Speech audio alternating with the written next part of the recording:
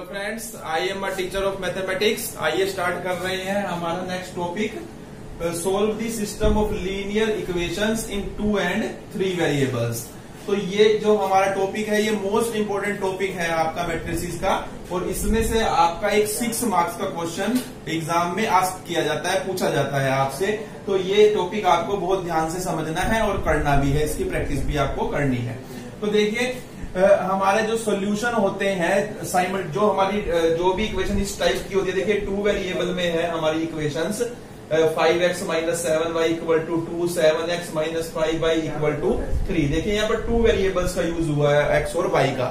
तो जब आपके 2 वेरिएबल होंगे तो आपकी इक्वेशन भी 2 होगी, और जब आपके 3 वेरिएबल होंगे, जैसे इस क्वेश्चन में है, देखिए 3 वेरिएबल हमें गिवन है, तो यहाँ हमें 3 इक्वेशन दी हुई है। तो यहाँ पर हमें x, y, z की वैल्यू निकालनी है और हमें यहाँ पर x, y की वैल्यू निकालनी है। तो यहाँ पर देखिए मैंने वर्किंग रूल लिखा है सारे क्वेश्चंस के लिए, सेम वर्किंग रूल रहेगा। हम सबसे पहले कर रहे हैं टाइप 1 के क्वेश्चंस।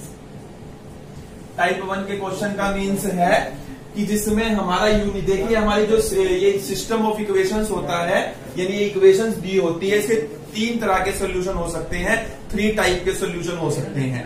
ये हो सकता है कि इसका यूनिक सॉल्यूशन हो। यूनिक सॉल्यूशन का मतलब है x की भी कोई एक डेफिनेट वैल्यू आएगी, y की भी एक डेफिनेट वैल्यू आएगी इस केस में। इसी तरीके से इस केस में x, y, z की एक डेफिनेट वैल्यू कुछ आ जाएगी, आपकी पर्टिकुलर वैल्यू आएगी। भाई x आपका 2 आ गया, y 3 आ गया, z 5 आ गया। इट मीन्स कुछ ना कुछ वैल्यू आ जाती है, फिक्स वैल्यू। एक होता है फिर हमारा सॉल्यूशन होता है नो सॉल्यूशन। नो सॉल्यूशन का मतलब सॉल्यूशन एग्जिस्ट नहीं करता, यानी x और y की कोई भी ऐसी वैल्यू नहीं है जो इनको सेटिस्फाई करवा दे। तो हम कहते हैं हमारा सॉल्यूशन एग्जिस्ट नहीं करता। इट मीन्स हमारा सॉल्यूशन क्या है? नो सॉल्यूशन है। System of equation has no solution. और जब सिस्टम ऑफ इक्वेशन के पास कोई सॉल्यूशन नहीं होता तो हम ये भी बोलते हैं कि जो हमारी सिस्टम ऑफ इक्वेशन है वो क्या है? इनकंसिस्टेंट है। क्या है? इनकंसिस्टेंट है। तो यहां पर हम इनकंसिस्टेंट भी बोलते हैं जब हमारा सॉल्यूशन एग्जिस्ट नहीं करता। और जब हमारा सॉल्यूशन एग्जिस्ट करता है तब हम बोलते हैं कंसिस्टेंट है। तो देखिए जब यूनिक सॉल्यूशन होगा तब हमारा सॉल्यूशन एग्जिस्ट कर रहा है, तब हम बोलेंगे हमारी सिस्टम ऑफ इक्वेशन कंसिस्टेंट है। और तीसरा केस होता है इनफाइनाइट सॉल्यूशन, यानी कि जब एक से ज्यादा सॉल्यूशन आए, यानी x की भी एक से ज्यादा वैल्यू आए, y की भी एक से ज्यादा वैल्यूज आए, z की भी एक से ज्यादा वैल्यूज आए, जो इन इक्वेशन को क्या कर रही हो? सेटिस्फाई कर रही हो, तब हम ये बोलते हैं कि इसके इनफाइनाइट सॉल्यूशन है जो सिस्टम ऑफ इक्वेशंस हमें गिवन है। तो इस तरीके से हमारे 3 टाइप के सॉल्यूशन बनते हैं इक्वेशन को सोल्व करते समय। तो हम सबके बारे में डिस्कस करेंगे एक एक करते हुए। तो ये वर्किंग रूल रहेगा। देखिए पहला स्टेप सबका सेम रहेगा, जो इक्वेशन हमें दी होगी उसको मैट्रिक्स फॉर्म में लिखेंगे। अब मैट्रिक्स फॉर्म में कैसे लिखना होता है पहले वो सीखिए। देखिए पहला स्टेप करने जा रहे हैं क्वेश्चन का। तो आप देखिए यहाँ पर मैट्रिक्स फॉर्म में कैसे लिखना है, जो x और y के कोफिशिएंट है आपकी फर्स्ट इक्वेशन में, जो x और y के कोफिशिएंट है उसको फर्स्ट रो में लिखेंगे। देखिए x का कोफिशिएंट 5 है या y का कोफिशिएंट -7 है, तो ऐसे लिखा जाएगा आपका। राइट हैंड साइड को छोड़ देंगे, अभी लेफ्ट हैंड साइड की बात कर रहे हैं। ऐसे ही यहाँ x का कोफिशिएंट 7 है, ये सेकंड रो में लिखा जाएगा, और y का कोफिशिएंट -5 है, तो यहाँ लिखा जाएगा। यानी आपकी 2 क्रॉस 2 की एक मैट्रिक्स बन जाएगी। इतना आपको समझ आ गया होगा। और इसके साथ में हम क्या लिखेंगे? एक कॉलम मैट्रिक्स बनाएंगे और उसमें जो वेरिएबल है वो आएंगे आपके, और ये हमारे वेरिएबल क्या है? x और y है। a और b भी हो सकते हैं, x, y भी हो सकते हैं, जो भी होंगे तो वो आपको लिखना होगा। और राइट हैंड साइड में भी कॉलम इक्वल टू का साइन लगाएंगे, और राइट हैंड साइड में भी आपको ये जो दिया होगा वो ऐसे डायरेक्ट लिखना है इस फॉर्म में। तो देखिए ये आपकी मैट्रिक्स फॉर्म में हो गई इस सिस्टम ऑफ इक्वेशन की रिप्रेजेंटेशन। तो ये सिस्टम आप अगर इसको मल्टीप्लाई करते हैं आपस में तो यही बनेगा। आप देख सकते हैं, देखिए 5x - 7y = 2। और जब आप इस रो की इस कॉलम से करेंगे 7x - 5y = 3। तो ये हमारी मैट्रिक्स रिप्रेजेंटेशन है इस सिस्टम ऑफ इक्वेशन की। अब 3 क्रॉस 3 की मैं करवा देता हूं आपको। देखिए अब इसकी अब ध्यान से समझना है आपने। यहाँ पर x का कोफिशिएंट देखिए कितना है? 1 है। y का कोफिशिएंट 2 है। z का कोफिशिएंट कुछ नहीं है, यानी 1 है। जब भी वेरिएबल दिया होगा उसके आगे कुछ ना लिखा हो, इट मीन्स वो 1 है। अब यहाँ पर देखिए x का वेरिएबल 1 है। अब ध्यान से समझना, देखिए y नहीं है तो, लेकिन y नहीं है तो इट मीन्स y क्या है, यानी ये इक्वेशन ऐसे लिखी जा सकती है x plus 0y plus 3z is equal to 11। ये इट मीन्स ये ऐसे है। और इट मीन्स यहाँ पर ये कैसे है, 2x minus 3y plus 0z equal to 1। ये इस तरीके से है। तो आप देखिए एक्स वाई जेड सारों को लिखना जरूरी है, सभी के कोफिशिएंट लिखने जरूरी है। तो यानी यहाँ पर क्या बना, 0 आपका बना और 3 बना। यहां से क्या बना, 2 माइनस 3 और 0। तो ये लिखने की जरूरत नहीं है, वो मैंने समझाने के लिए आपको लिखा है। आप डायरेक्ट ऐसे लिख सकते हैं, यानी x है 1, y नहीं है, जो नहीं है उसके लिए 0 लगानी है। कहने का मीन्स ये हुआ 0 और z का कोफिशिएंट 3, x का कोफिशिएंट 2, y का कोफिशिएंट -3 और z का कोफिशिएंट 0। अब 3 वेरिएबल्स है क्योंकि यहाँ पर, तो आप यहाँ लिखेंगे x, y, z जो हमारे वेरिएबल्स हैं, और इक्वल टू यहां पर आप लिखेंगे जो राइट हैंड साइड में आपको गिवन है, ये आपको गिवन है 7, 11 एंड 1। तो देखिए ये हमने यहां पर लिख लिया है। यानी अब इसको क्या देखिए 3 मैट्रिक्स आई है, इसे हम कहेंगे पहली मैट्रिक्स को ये A है, ये जो मैट्रिक्स है इसे हम कहेंगे X है और इसे हम कहेंगे B है। ऐसे ही यहां पर AX इक्वल टू B, ये रिप्रेजेंटेशन हमेशा दी जाती है। तो ये AX इक्वल टू B हो गया हमारा। और हमें एक्स वाई जेड निकालने हैं और यहाँ पर एक्स वाई निकालना है, यानी हमें एक्स मैट्रिक्स निकालनी है, यानी हमें एक्स मैट्रिक्स निकालनी है दोनों केसेस के अंदर। अब देखिए ये फर्स्ट स्टेप हुआ हमारा। फर्स्ट स्टेप यही था, देखिए हर क्वेश्चन में यही रहेगा कि हमें जो इक्वेशंस दी हुई है उसे हम मैट्रिक्स फॉर्म में रिप्रेजेंट करें। दूसरा देखिए क्या करना है, हमें डिटर्मिनेंट निकालना है। ए मैट्रिक्स जो हमने बनाई है, ए मैट्रिक्स कौन सी है हमारी, ये है। देखिए अब यहाँ पर मैं ए का डिटर्मिनेंट निकालता हूं। अगर आप देखिए क्या आएगा, 5 5 जा 25 माइनस का, और एक माइनस हम लगाएंगे, और 7 7 जा 49 विद माइनस साइन। तो ये आपका बन रहा है -25 प्लस 49, जो टोटल बन जाता है 24। यानी कि ये 0 नहीं आता, यानी डिटर्मिनेंट आपका 0 नहीं आया इस केस में। अब यहां पर भी देख लीजिए आप कर डिटर्मिनेंट हम निकालेंगे। डिटर्मिनेंट निकालेंगे, देखिए क्या लिखेंगे, फर्स्ट 1 लिखेंगे, फर्स्ट रो और फर्स्ट कॉलम छोड़ेंगे, इसकी मल्टीप्लाई इससे होगी 0, और यहाँ पर -9 माइनस का साइन, और एक यहाँ -9 बनेगा, जिसकी वजह से ये +9 हो जाएगा। आपको डिटेल में करना है ये, वो मैं आपको बता चुका हूं डिटेल में कैसे लिखते हैं, कि 1 लिखेंगे, 1 की रो और कॉलम को छोड़ेंगे, ये जो हमारे 4 डिजिट होंगे वो हम ये लिखेंगे, यानी हम ये लिखेंगे, हम उनका डिटर्मिनेंट लिखेंगे यहाँ पर। तो मैं लिख देता हूं, चलिए एक बार आपके लिए, 0 3 -3 0, इस तरीके से हम लिखेंगे। फिर -2 लिखेंगे, फिर -2 यानी कि इसकी रो और कॉलम को छोड़ेंगे, 1 3 2 0 लिखेंगे, उसके बाद +1 लिखेंगे, और इसकी रो और कॉलम को छोड़कर ये हमारे पास बचा है, और इनका यानी हम लिखेंगे कि हमें इनका डिटर्मिनेंट लेना है। तो अब आप देखिए यहाँ पर ये बनेगा आपका 1 0 + 9 -2, ये आपका बनेगा 1 - 6 + 1 -3 -0, यानी ये टोटल बनेगा आपका 9, ये -5 और -2 यानी कि +10 हो जाएगा, ये -3 यानी कि ये हो जाएगा, यानी 19 - 3 आपका आ जाएगा 16, जो कि नॉट इक्वल टू 0 आया है। यानी कि जब भी डिटर्मिनेंट नॉट इक्वल टू 0 आएगा, इट मीन्स आपका जो सोल्यूशन होगा वो क्या होगा, यूनिक सोल्यूशन होगा। क्या होगा, यूनिक सोल्यूशन होगा। आपको यहां पर लिखना है, system of equations is consistent and has unique solution। इसी तरीके से यहां भी लिखेंगे, सिस्टम ऑफ इक्वेशंस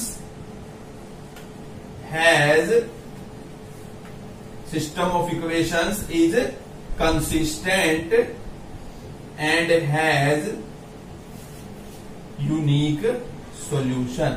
तो ये हमें लिखना है।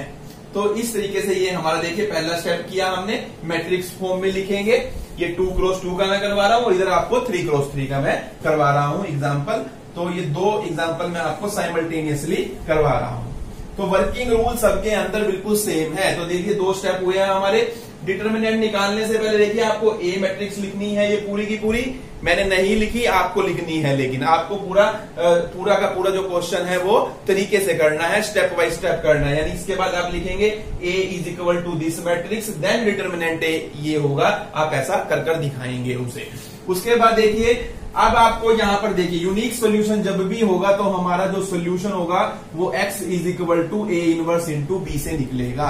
यानी कि x ये कैसे आया है, देखिए आपने इस इक्वेशन के अंदर दोनों तरफ ए इनवर्स से मल्टीप्लाई किया, ए इनवर्स से दोनों तरफ लिखना नहीं है, दोनों तरफ ए इनवर्स से मल्टीप्लाई किया तो क्या हुआ, देखिए ए इनवर्स से इसको भी मल्टीप्लाई किया और इसको भी मल्टीप्लाई किया, तो यहां पर ए इनवर्स इंटू ए तो क्या हो गया, आइडेंटिटी मैट्रिक्स हो गया, और आइडेंटिटी मैट्रिक्स को एक्स से मल्टीप्लाई करते हैं तो एक्स आ जाता है, और इधर क्या आ गया ए इनवर्स बी। यानी कि हमारा एक्स कैसे निकलेगा, यानी कि हमारा एक्स कैसे निकलेगा, ए इनवर्स इंटू बी से निकलेगा। तो जैसे कि अब आप ये समझिए 2x इक्वल टू 3 है तो x की वैल्यू कैसे निकालते हो आप, x इज इक्वल टू 3/2, जो इधर मल्टीप्लाई में वो इधर डिवाइड में हो जाता है। हुआ यहां पर भी वही काम है, सेम लगभग सा, लेकिन हम ऐसा लिख नहीं सकते कि हम ए को इधर ले गए वो ए 1/a है और ऊपर ले गए तो ए इनवर्स बन गया, नहीं, ऐसा नहीं लिख सकते। हुआ वही काम है सेम, तो हम उसको दूसरे तरीके से किया है, यानी कि हम ये कह सकते हैं हम दोनों तरफ ए इनवर्स से मल्टीप्लाई किया है ताकि यहां पर एक्स बच जाए, क्योंकि हमें तो एक्स निकालना है, क्योंकि हमें एक्स वाई निकालना है और इस एक्स वाई को हमने एक्स मैट्रिक्स से रिप्रेजेंट किया हुआ है, तो एक्स किसके इक्वल होगा, ए इनवर्स इंटू बी। यानी कि हमें पहले ए का इनवर्स निकालना है और उसको जो भी आएगा बी मैट्रिक्स से, बी मैट्रिक्स आपकी ये मैट्रिक्स है, इससे हमें मल्टीप्लाई कर देना है, तो हमारे एक्स और वाई की वैल्यू आ जाएगी। तो देखिए कैसे आएगी अब हमारी वैल्यू। अब हम निकालेंगे, डिटर्मिनेंट निकाल चुके हैं, अब कोफैक्टर निकालने लगे हैं। तो आप देखिए आप निकालेंगे A11, A12, A21, A22, इस तरीके से हमें निकालना है। A11 क्या होगा आपका, यहां पर प्लस लगेगा या माइनस, या माइनस या प्लस, वो मैं आपको बता चुका हूं। अब A11 क्या आएगा, फर्स्ट 1 पोजीशन की रो और कॉलम को छोड़ेंगे, ये -5 है, तो ये आपका आ गया देखिए -5। A12 कितना आएगा, 12 पोजीशन की रो और कॉलम को छोड़ेंगे 7, एक माइनस ये लगा हुआ है, यानी ये -7 आपका आया है।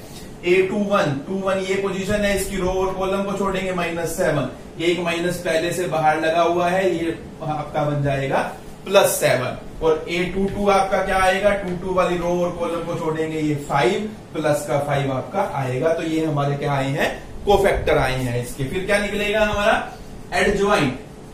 अब मैं इसका एडजॉइंट निकालूंगा तो क्या आएगा, ये आपको पहले बताया जा चुका है, जो कोफैक्टर आए हैं उनको उनकी पोजीशन पर रखिए तो और उसका ट्रांसपोज ले लीजिए। तो ये हमने उनको उनकी पोजीशन पर रखा है और उसका ट्रांसपोज लिया है, यानी कि फर्स्ट रो फर्स्ट कॉलम और सेकंड रो सेकंड कॉलम हमारा बन जाता है। तो ये आपका आया है एडजॉइंट। अब एडजॉइंट के बाद देखिए आपको क्या करना है, एडजॉइंट के बाद हमें निकालना है इनवर्स डायरेक्ट। तो एडजॉइंट के बाद यहां पर मैं कर रहा हूं इसे, तो ए इनवर्स का फार्मूला होता है आपका, क्या फार्मूला होता है, 1 डिटर्मिनेंट ऑफ ए और एडजॉइंट ऑफ ए। 1 ये आपका बनेगा, देखिए डिटर्मिनेंट आया था 24 और एडजॉइंट आपका आया है, जो भी आपका आया है ये आया है आपका -5, 7 और -7 एंड 5। तो ये हमारा आया है देखिए ए इनवर्स। अब हमें निकालना है x, तो आप यहां लिखेंगे x is equal to A inverse into में बी। तो देखिए अब यहां पर आप देखेंगे तो यहां पर ए इनवर्स की जो हमारी वैल्यू आई है 1/24 और ए इनवर्स आपका आया है -5, 7 -7 5 और बी आपका जो है वो लिख लीजिए, देखिए बी आपका है 2 3। ये आपको 1/24 से पहले मल्टीप्लाई नहीं करना है, ये ध्यान रखना है। आप पहले इन दोनों मैट्रिक्स को मल्टीप्लाई करेंगे, जब जो आएगा उसके बाद आपको इसको मल्टीप्लाई करेंगे अंदर की तरफ। तो देखिए अब पहले हम ये क्या बनेगा हमारा 1/24 बाहर रहेगा और इस मैट्रिक्स को इससे मल्टीप्लाई करूंगा तो देखिए ये इस टाइप की ही मैट्रिक्स बनेगी। वो क्यों बनेगी वो ऑलरेडी मैं आपको कई बार बता चुका हूं। अब आप देखिए यहां पर -5 2 जा 10 और यहां पर 7 3 जा 21। आपका ये बन रहा है -10 प्लस 7 3 जा 21 और ये बनेगा आपका, इस रो को इस कॉलम से करेंगे -14 प्लस 5 3 जा 15, ये आपका बनेगा, यानी कि ये आपका बनेगा 1/24 और ये आपका बना है देखिए 11 और ये आपका बना है 1। तो यानी कि ये आपका आया है 11/24 और एक आया है आपका 1/24।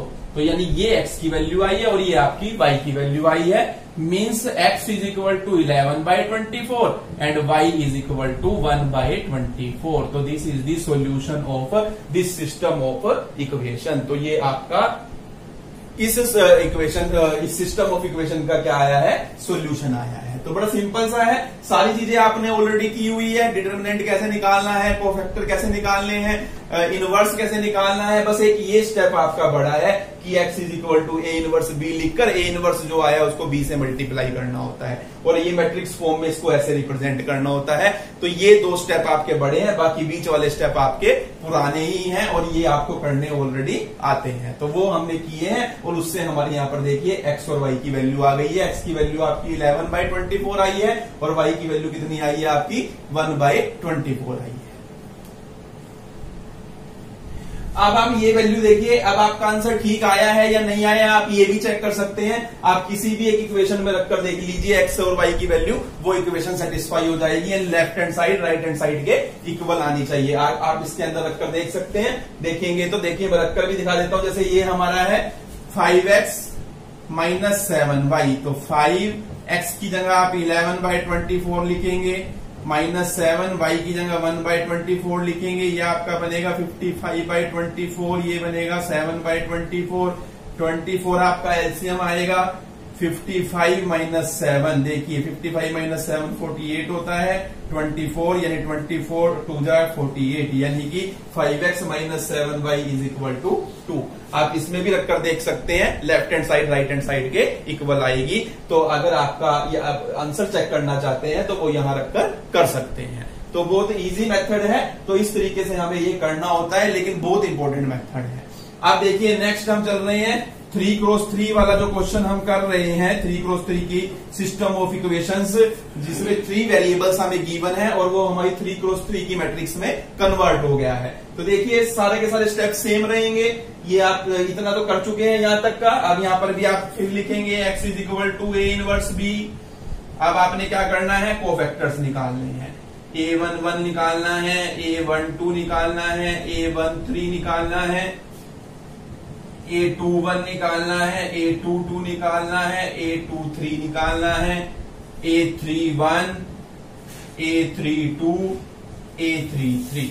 तो कैसे निकालने हैं, देखिए यहाँ प्लस लगेगा, इन दोनों को ऐड कर देख लीजिए फिक्सिस को। अगर सम इवन आता है तो प्लस लगेगा और ओड आता है तो माइनस लगेगा। 1 + 2 3 ओड होता है इसलिए माइनस, यहाँ प्लस बनेगा, यहाँ माइनस, यहाँ प्लस, यहाँ माइनस, यहाँ प्लस, यहाँ माइनस, यहाँ प्लस। आप कर देख सकते हैं, यही हमारा बनेगा। अब a11 कैसे निकलेगा, ये देखिए मैं आपको 11 वाली रो को छोड़िए, कॉलम को छोड़िए, ये आपके बचे हैं 0 3 -3 0, ये लिखेंगे। a12 कैसे निकालेंगे, 1 2 वाली रो को छोड़िए, कॉलम को छोड़िए, 1 3 2 0 आपका बचा है, वो हम यहाँ पर लिखेंगे। यानी इसका हमें डिटरमिनेंट लेना है, हम ये लिख रहे हैं। 1 3 वाली रो को और कॉलम को छोड़िए, 1 0 2 -3, 1 0 2 -3 हमारा बचेगा, वो हमने यहाँ पर लिखा है। आप देखिए 2 1 वाली रो को और कॉलम को छोड़िए, 2 1 -3 0 आपका बचेगा, तो वो हमने यहाँ पर लिखा है। तो ये देखिए अभी इस रो इसकी ये a22 ये है, इसकी रो और कॉलम को छोड़ेंगे तो 1 1 2 0 आपके पास आएगा, वो हमने यहाँ लिखा है। 2 3 ये एलिमेंट है, इसकी रो को और कॉलम को छोड़ेंगे तो 1 2 2 -3, 1 2 2 -3 हम यहाँ पर लिखेंगे। अब यहाँ पर 3 1 वाली रो को और कॉलम को छोड़ेंगे, 2 1 0 3 आपका आएगा, 3 2 के लिए 3 2 की रो और कॉलम को छोड़ेंगे तो 1 1 1 3 हमारा आएगा, और 3 3 निकालने के लिए ये 3 3 पोजीशन है, इसकी रो और कॉलम को छोड़ेंगे तो 1 2 1 0 हमारा आएगा। अब इसे सोल्व कर लेते हैं। देखिए तो ये क्या आएगा हमारा 0 माइनस माइनस 9 यानी प्लस का 9, 0 प्लस 9 9 होता है और बाहर प्लस का ही साइन है, यानी हमारे यहाँ पर टोटल वैल्यू बनेगी 9। और मैं ऑलरेडी बता भी चुका हूं आपको, जो ये होता है ये A11 होता है, ये A12 और ये A13। वो डायरेक्ट भी लिख सकते हैं लेकिन ये कर दिखाना पड़ेगा आपको, तो नहीं तो आपके मार्क्स काटे जा सकते हैं। तो ये 1 माइनस 6 माइनस 5 बनेगा, -5 और एक माइनस बाहर पहले भी है तो ये -5 यानी ये +5 बन जाएगा। ये भी बात ध्यान रखनी है आपको, बाहर का साइन इसमें इंक्लूड नहीं है। अब यहाँ पर ये -3 बन रहा है इस ब्रैकेट का, देखिए अंदर -3 और यहाँ प्लस है, प्लस माइनस -3 हमारा यहाँ पर आ जाएगा। तो ये A11 9, A12 5, A13 -3। अब A21 देखिए कितना आएगा, ये 2 को 0 से करेंगे 0, 0 माइनस -3 यानी +3 बन जाएगा, और एक माइनस बाहर है इसकी वजह से ये -3 हमारा आएगा। ऐसे ही यहाँ पर 1 को 0 से करेंगे 0, 0 -2 बनेगा, बाहर प्लस है तो यानी कि ये -2 आएगा आपका। यहाँ पर आप देखिए -3 -4 -7 बनेगा, और एक माइनस बाहर है तो ये आपका बन जाएगा प्लस का 7। आप देखिए A31 के लिए 2 3 6 -0 यानी 6 बनेगा आपका, और बाहर प्लस का साइन है तो प्लस ही रहेगा। यहाँ पर 3 -1 2 बनेगा, लेकिन साइन माइनस का आएगा क्योंकि बाहर माइनस है, और यहाँ पर आपका देखिए क्या बनेगा 0 -2 बनेगा, बाहर प्लस है, प्लस माइनस माइनस ही होगा तो इसलिए यहाँ पर -2 आ जाएगा आपका। तो ये देखिए हमने ये सभी कोफैक्टर निकाले हैं। तो अब आप निकालने लगे हैं एडजॉइंट। तो एडजॉइंट के लिए आपको पता है, इनको इनकी पोजीशन पर रखिए। क्या क्या पोजीशन आई है, 9 5 -3 और -3 -2 7 6 -2 इसका ट्रांसपोज लेंगे हम। तो इसका जब हम ट्रांसपोज लेंगे तो आपका आ जाता है 9 5 -3 -3 -2 7 6 -2 यानी कि फर्स्ट रो फर्स्ट कॉलम बन गई, सेकंड रो सेकंड कॉलम और थर्ड रो थर्ड कॉलम आपकी बन जाती है। अब देखिए इनवर्स निकालेंगे। ए इनवर्स क्या होता है, 1 by determinant of A adjoint of A. तो यानी कि आपको क्या करना है, 1 बाय में आपका डिटर्मिनेंट आया था 16 और एडजॉइंट आपका यही मैट्रिक्स 9 -3 6 5 -2 -3 7 -2 आपका यहां से आ जाएगा। तो देखिए अब आपको क्या निकालना है, x निकालना है यानी A इनवर्स B। तो यानी कि जो ये हमारी मैट्रिक्स आई है 9 -3 6 5 -2 और ये है हमारा -3 7 -2 को मल्टीप्लाई करेंगे हम किससे, हम मल्टीप्लाई करेंगे B से। B हमारा ये है 7 11 and 1। अब देखिए ये बनेगा आपका 1/16। अब इसको देखिए फर्स्ट रो को फर्स्ट कॉलम से करेंगे, आपका आएगा 9 6 54 और ये आपका बनेगा -33 और ये आपका प्लस का 6। ये आपकी जो भी बनेगा अभी हम लिखेंगे। अब फिर सेकंड रो को सेकंड ये फर्स्ट कॉलम से करेंगे, इससे ये आपका बनेगा 35 और -22 और -2। फिर थर्ड रो को इस कॉलम से करेंगे तो आपका आएगा -21। इसको इससे किया है, इसको इससे करेंगे तो 77 और इसको इससे करेंगे तो -2। यानी ये आपका बनता है 1/16। ये आपका बनेगा देखिए 54 प्लस 6 60 में से 33 को माइनस अगर आप करेंगे 10 -3 7 होगा और यहाँ पे 5 -3 2 होगा, यानी ये आपका बनेगा 27। अब आप देखिए 35 में से आप यहाँ पर ये 22 और 24 बनेंगे। 35 माइनस 24 आप करेंगे तो यहाँ से आपका आ जाएगा 5 में से 4 जाएगा 1, 3 में से 2 जाएगा 1, 11 हमारा आ जाएगा। और यहाँ पर हम करेंगे तो 77 माइनस 23 4 और यहाँ 54 हमारा आ जाएगा। तो देखिए हमारा ये एक्स वाई और जेड की वैल्यू अभी आएगी, इसको इससे हम मल्टीप्लाई करेंगे तब।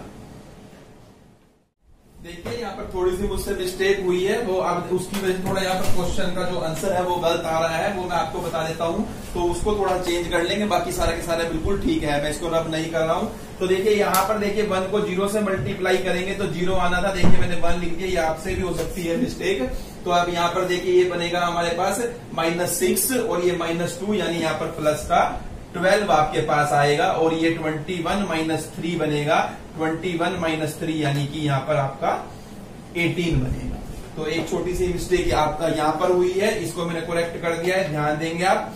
अब एक देखिए यहाँ पर, क्योंकि आपने यहाँ से डायरेक्ट लिख दिए थे A11, A12 और A13 की वैल्यू, बाकी सब वैल्यू ठीक है। देखिए बीच वाली वैल्यू बदल गई है, क्योंकि -6 है तो यहाँ भी -6 आना था, तो इसकी वजह से यहाँ पर देखिए आपका क्या हो जाएगा, प्लस का 6 हो जाएगा। बाकी सब आपका ठीक है बिल्कुल। आप देखिए यहाँ पर आपका हो जाएगा 6, यहाँ भी आपका 6 हो जाएगा, बाकी सारा बिल्कुल आपका ठीक चल रहा है।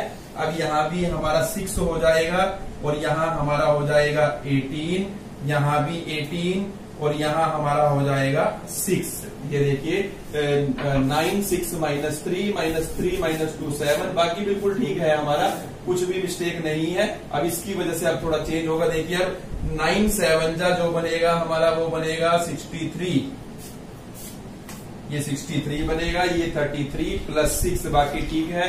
अब ये 6 7 42 बनेगा हमारा यहाँ पर, ये देखेंगे आप, और बाकी हमारा बिल्कुल ठीक है, और ये भी हमारा बिल्कुल ठीक है। अब देखिए यहाँ पर 18 हुआ है हमारा और यहाँ भी 18 होगा। तो अब ये देखिए आपका बनेगा 63 प्लस 6 69, और इसमें से हम 33 माइनस अगर करते हैं तो ये आपका आता है 36। तो ये हमारा आता है 36, और यहाँ पर आप अगर हम माइनस करेंगे, देखिए हम 42 में से माइनस करेंगे किसको, 24 को, तो देखिए ये आपका आएगा 8 और ये हमारा आएगा यहाँ पर 1, यानी कि 18 हमारा बनेगा। तो अब आप देखिए 1/18 से आप इसको मल्टीप्लाई करेंगे तो 18 2 जा 36 होता है, 18 1 जा 18 और 18 3 जा 54 होता है। यानी ये हमारी x की वैल्यू 2 आई है, y की वैल्यू हमारी 1 आई है और z की वैल्यू हमारी 3 आई है। तो ये हमारा सॉल्यूशन होगा इस सिस्टम ऑफ इक्वेशन का।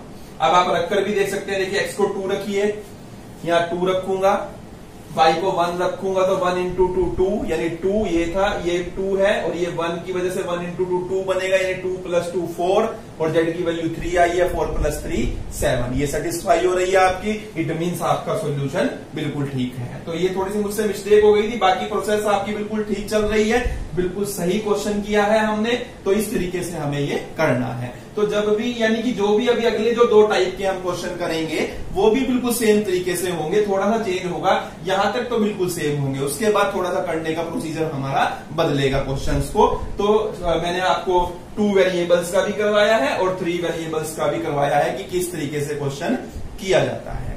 अब देखिए आप, इसी के अंदर मैं आपको एक टाइप का क्वेश्चन और समझा रहा हूं, वो कैसे करना है। देखिए अभी मैं इसमें समझा देता हूं कि स्टेटमेंट कैसे आ जाती है, क्वेश्चन वही होता है और कैसे करना होता है, सिर्फ एक स्टेप बदलेगा। देखिए कई बार क्वेश्चन आपका ऐसा आएगा, आपका आएगा 1/x, यानी कि जो x y z है वो नीचे होंगे, कहने का मीन्स ये है, ये आपका आ गया। देखिए यहाँ भी 1/x प्लस 3/z, और ये आ गया आपका 2/x माइनस 3/y।